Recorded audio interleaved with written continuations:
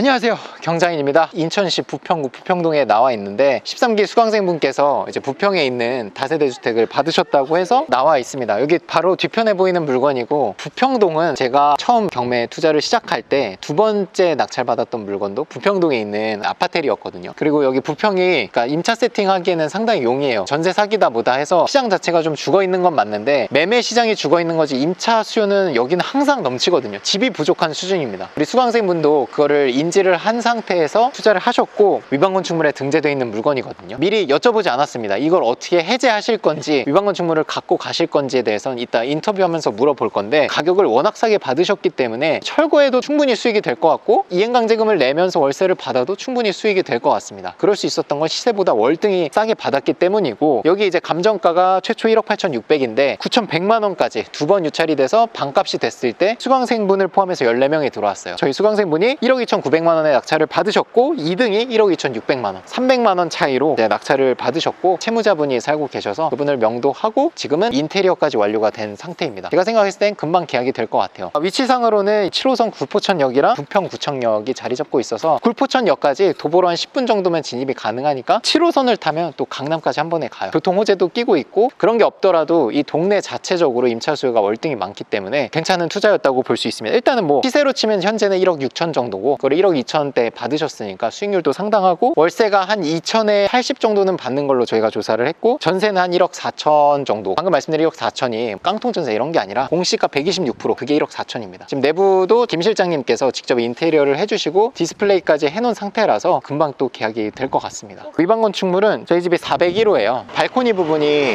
개방돼 있는 상태로 허가가 났을 텐데, 이제 앞조건에 일조건을 해쳤죠. 신고가 들어가면서 위반 건축물이 된 거고, 인테리어를 완료하셨는데 상태가 그대로인 거 보면 갖고 가시려는 것 같아요. 4층부터는 엘리베이터가 없으면 선호도가 떨어져요. 왜냐면 올라갈 때 힘드니까. 근데 여기는 엘리베이터가 있어요. 요즘 2018년식도 뭐 엘리베이터 없는 경우가 많은데, 2011년식인데도 엘리베이터가 들어있는 건 같은 연식에서는 메리트가 상당히 있을 수 있겠죠. 그리고 주차 공간도 차단기는 없지만 각 호실별로 한 대씩은 될 수 있게 이렇게 구비가 돼 있는 걸로 판단이 됩니다. 청소 상태나 이런 것도 나쁘지 않아요. 이 주변으로 해서 상권들이 다 자리 잡고 있어요. 주택단지를 끼면서 도보로 한 3분 정도만 나가면 아래쪽으로는 부평 고등학교, 그리고 중학교, 위쪽으로는 인천 계흥초등학교가 자리 잡고 있어서 학군도 좀 자리 잡고 있고요. 도보로 5분만 올라가면 신트리 공원이라고 해서 부평구청역 옆쪽으로 공원도 잘 조성이 돼 있습니다. 살기는 굉장히 좋다라고 볼 수 있겠습니다. 올라가서 실내 한번 보면서 인테리어 어떻게 하셨는지랑 수강생들 인터뷰 한번 해보겠습니다. 올라가시죠.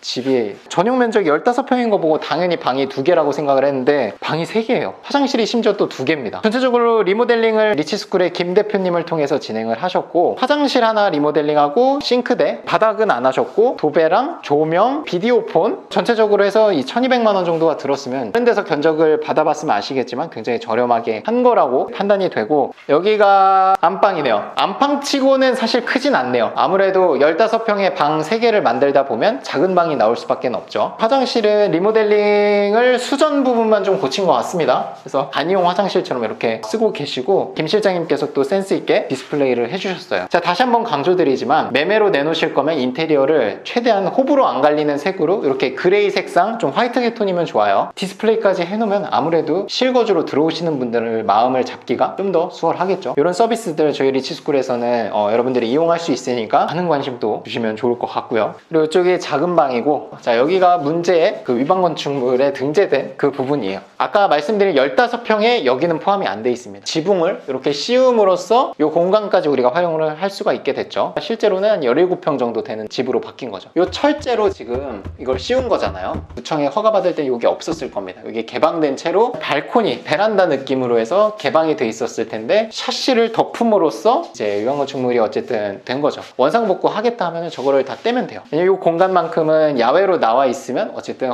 건축과에서 위반 건축물을 떼주거든요. 그거에 따른 이제 비용이 한 200에서 300만 원 정도는 들죠. 다행인 거는 방으로 넓힌 게 아니라 베란다 상태로 뒀기 때문에 철거만 하면 되지만, 물건에 따라서는 거기를 아예 터서 방으로 만드는 데가 있어요. 배관까지 설치해서. 그러면 공사비가 굉장히 많이 들 수 있습니다. 그러니까 그런 물건이 있을 수 있기 때문에 여러분들이 입찰 하시기 전에 주의를 하셔야 됩니다. 왜냐면 경매는 내부 확인을 못하고 입찰하는 경우가 많잖아요. 비용 감안을 같이 하셔야 되고요. 있고요. 여기가 이제 부엌이고 기존에 있던 싱크대가 너무 지저분해서 여기가 이제 한 200만 원 정도가 들거든요. 이걸 철거하고 보통 이제 신발장이랑 세트로 작업을 하는데 여기도 어쨌든 새 걸로 교체를 하셨어요. 가장 무난하게 이제 화이트 계톤으로 하부장 상부장 이렇게 교체를 같이 하셨고 인테리어라는 거는 많이 할수록 집이 좋아지는 건 맞지만 투자자 입장에서 이 비용을 아끼는 것도 굉장히 중요하거든요. 수익률 측면에서. 그런 부분에서 해야 될 곳과 하지 않아도 되는 곳을 명확하게 분리하는 것도 중요한 능력이에요. 아까 말씀드린 저희 김 실장님께서는 투자도 본인이 직접 법인을 운영하고 계시기 때문에 그런 거에 대한 가이드도 저희 수강생들한테 드리고 있습니다. 안 내도 되는 거는 빼주고 꼭 해야 되는 부분만 가이드를 드리기 때문에 저희 수강생들이 그래서 좀 더 만족을 하는 게 아닌가 생각을 하고 있습니다. 이쪽이 이제 전체 타일까지 새로 리모델링한 화장실, 수건이라든지 카페트, 슬리퍼 이런 거를 이제 세팅해 놓음으로써 13년 된 집을 사지만 신축 빌라를 분양받는 느낌처럼 세팅을 해두면 아무래도 매도자가 집에 신경을 많이 썼겠구나, 신축에 들어가는 느낌이 또 들게 마련이거든요. 여기도 작은 방, 여기 잠깐 들어와서 샤시 상태를 보면 깨끗합니다. 이중창으로 돼 있어서 밖에서 소음이 나도 내부까지 들어오진 않을 것 같습니다. 거실도 마찬가지로 샤시는 건들지 않고 도배랑 조명을 이제 LED 등으로 교체를 하셨습니다. 콘센트 이런 것도 다 교체를 새로 했고 비디오 폰도 새로 교체를 하셨네요. 밖에서 집에 들어올 때 딱 처음에 보이는 게 도어락이랑 비디오 폰이거든요. 그게 이제 너무 오래된 걸로 돼 있으면 일단 약간의 거부감이 들 수가 있습니다. 처음 집 보러 오신 분께서. 그래서 작동이 좀 되더라도 한 10년 이상 지났으면 이거는 교체를 하는 게 바람직하다고 생각을 하고 저희 수강생분도 그거에 따라서 이제 교체를 새로 하셨네요. 이렇게 전체적으로 집 내부를 살펴봤고 저희 수강생분한테 너무 궁금한 게 많거든요. 그거에 대해서 일반 건축물을 받을 수 있었는지 그리고 수익률 계산은 어떻게 하셨는지 이런 거에 대해서 한번 같이 얘기 들으면서 이야기 나눠보도록 하겠습니다.